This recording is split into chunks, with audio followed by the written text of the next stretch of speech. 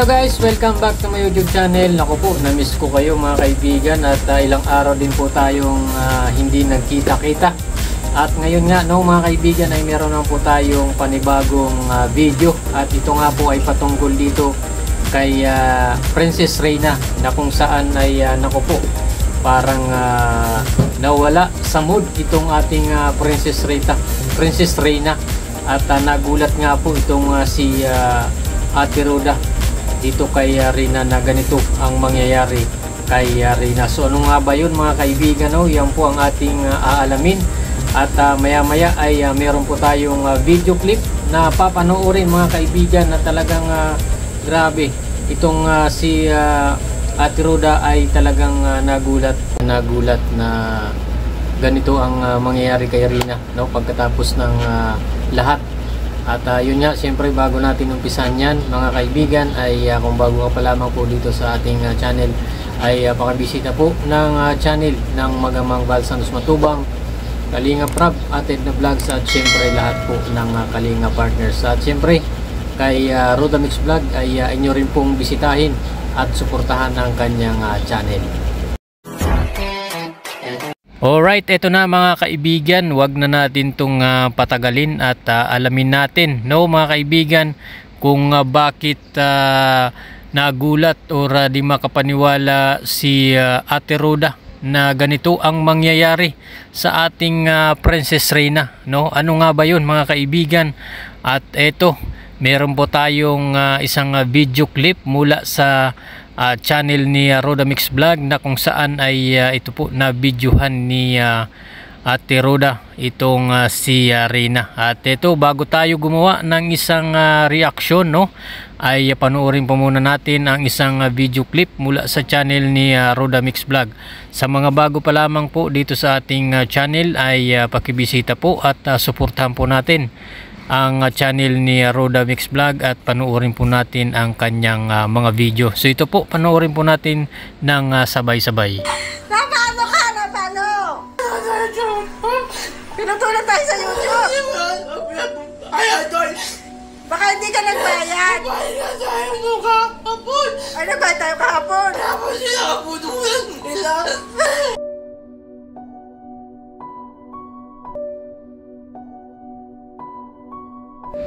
Ayun no, umiyak nga itong ating Princess Reyna at talagang grabe ang iyak niya. Parang masama ang loob dito sa internet no mga kaibigan. At yun nga ay hindi daw siya makapagpanood ng kanyang paborito no, siguro no, hindi niya mapapanood yung mga paborito niyang gustong mga movie or kung ano no, dahil nga po nawalan nga ng net sa bahay nila Ate Roda. At kaya naman ay napahagulhol no ng gusto itong ating Princess Reyna. At siyempre siguro ay sumama ang loob no dahil nga ay wala pong internet. So sino ba naman no mga kaibigan ang hindi sasama ang loob na mawalan ng internet sa bahay, lalong lalo na kung yun ay nakasanayan mo no at kung oras na ng iyong panunood ng gusto mong panuorin ay pagkatapos ay wala palang internet, ay siyempre naman mga kaibigan ay talagang sasama ang loob mo no. At parang katulad nga nito ni Reyna ay napahagulhol na lang sa parang siguro ay sumama ang loob dahil wala nga pong internet. At ito, meron pa pong karugtong yan at dito natin malalaman kung bakit nawala ang internet. Ayon naman kay Reyna ay kakabayad nga lang daw no, kakabayad lang daw nila kahapon, pero but nawala nga ang internet. Nagtataka itong ating prinsesa no. So ito, pagpatuloy po natin ang isang video clip no mula dito kay Roda Mix Vlog at dito po natin malalaman no kung bakit at anong dahilan kung bakit nawala ang internet.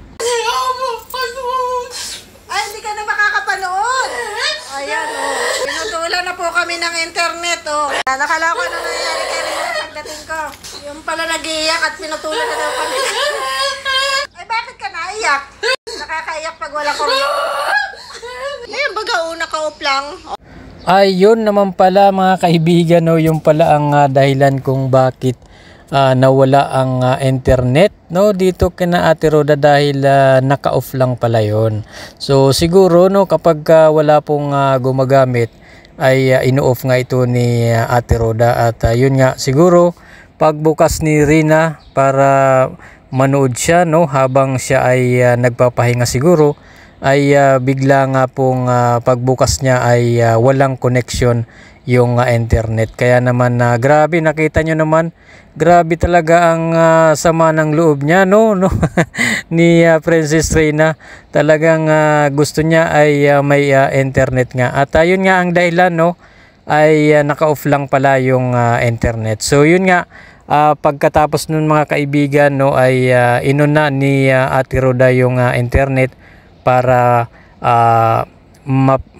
makapagpanood na ito, no, itong si Princess Reina. At bandang huli ay naging okay na ulit, no, itong ating Princess Reina at nanonood na nga ng kanyang gustong panoorin. At Ayan o, connected na baga. Ate naman, ayan o.